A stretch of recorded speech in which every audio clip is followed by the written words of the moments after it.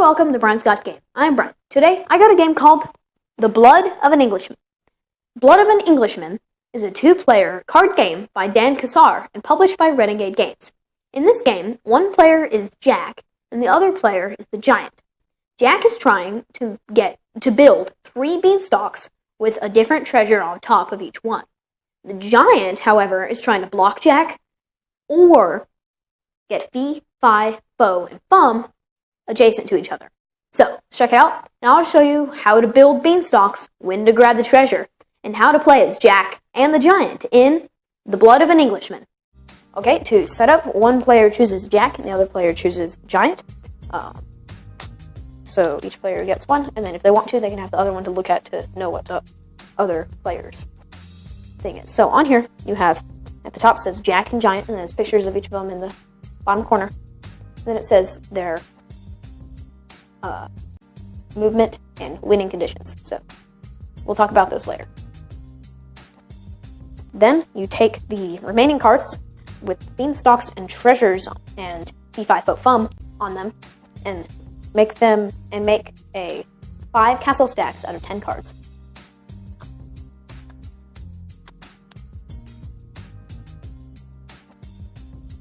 Okay, before you begin, the Jack player can then choose any card in any of the stacks and move it to anywhere else in the entire castle. Now, a good move to do if you don't know what to move is to take the frontmost Giant card and move it to the back of another one. So let's go here. Or this one because it doesn't have any others.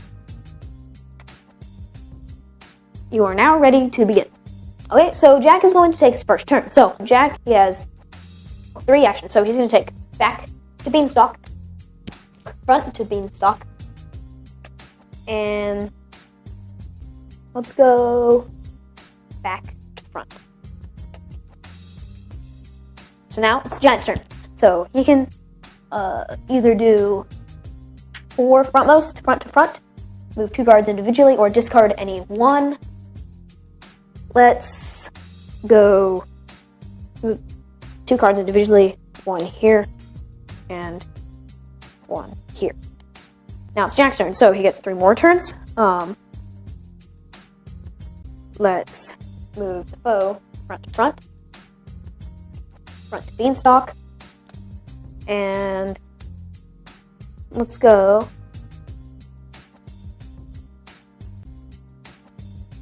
back to front. So now it's the Giant's turn. He's going to go front 4 over here. And then that's his turn. No. So play continues until Jack has 6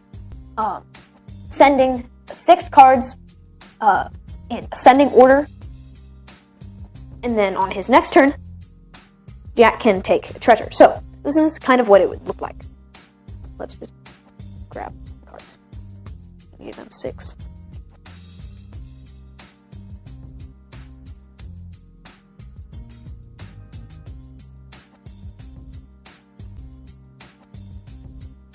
Okay, so Jack now has 6, and now it's a little top heavy over here, but he now has 6 cards in ascending order.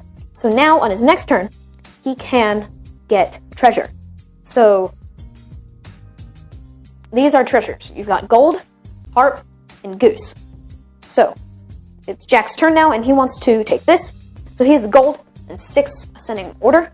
So he is done with this beanstalk. He is 1/3 of the way to done winning the game.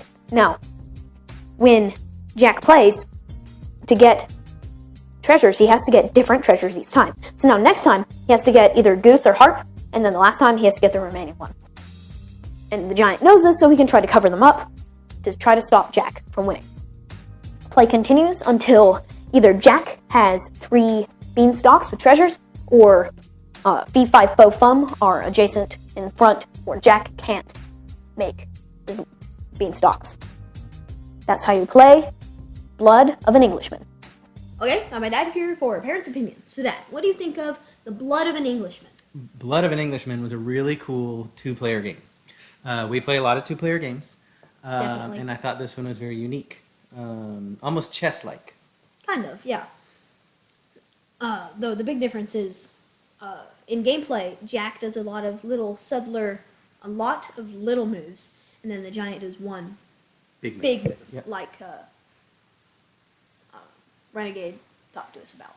Yeah, yeah. So that, I mean, that's what makes it cool. Sometimes you can play as Jack, and the other times you can play as the giant, and it plays very differently. And some people are better at some gameplays better, and then some people can't win at one. Yep.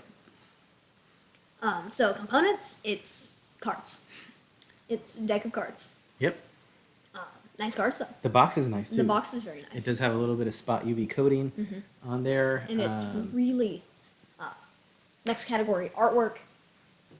Phenomenal artwork with the Jack and then the giant in the background. yeah. The graphic design was pretty cool. And then- but I will say that I thought it was kind of dark, not dark like not for kids, but dark that it was just kind of visually it was dark. It was kind of cool that the beanstalks kind of get darker.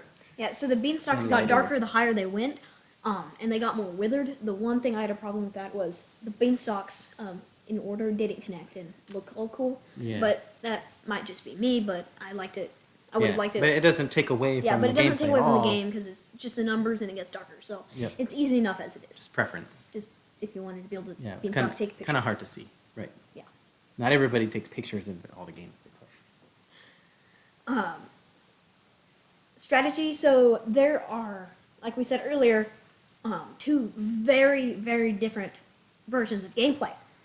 You have the big moves giant, and then just the little more Jack. Yep. Yeah, and how Jack can take from the beginning, or from the back, or the front of the beanstalks. And then the giant takes a bunch from the front. Yeah, so it's a very, very strategic. I can see, like I mentioned, kind of chess-like, because you can kind of, you don't know exactly what your opponent's going to do, but since you do know, the moves that they can make, you can have a pretty good idea. But I think I will say it's easier to know what the giant's going to do Because, yeah. than to know what Jack's going to do. Jack has more options. But his moves just aren't as powerful. Yeah. Easy for kids, yeah. It's really simple. I don't think we've played it yet. Yeah, I don't think elementary school. I think this would be a little bit too too thinky.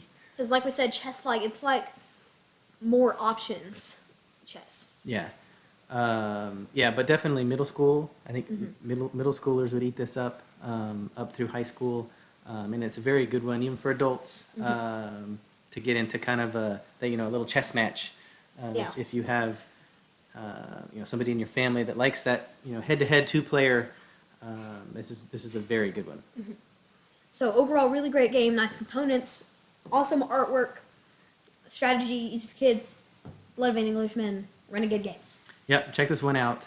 We really enjoyed this one. It's very good. We'll put it on our two-player shelf. A lot of fun playing it. Definitely a good one. It's also small. You could take it out of the box and just take the cards with you wherever you could play it.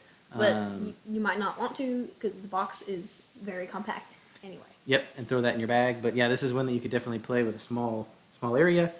Two-player, Blood of an Englishman.